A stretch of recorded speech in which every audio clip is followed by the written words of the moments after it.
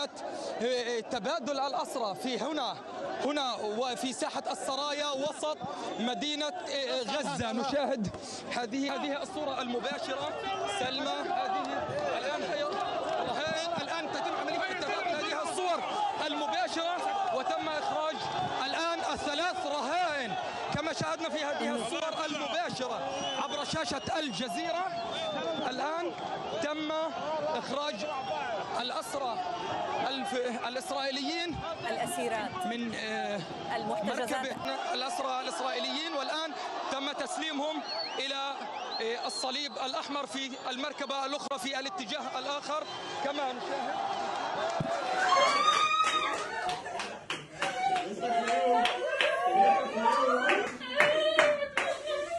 ايش يا بس خيال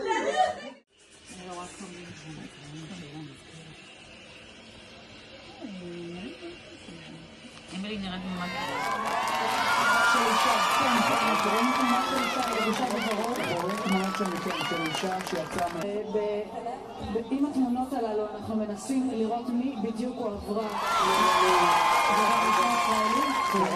ישראלית אומר, ממה שאנחנו מבינים זה גורם אחד ויחיד בינתיים, ולכן נגיד את זה בזירות. זה גורם ישראלי חטופות בידי הצלב האדום.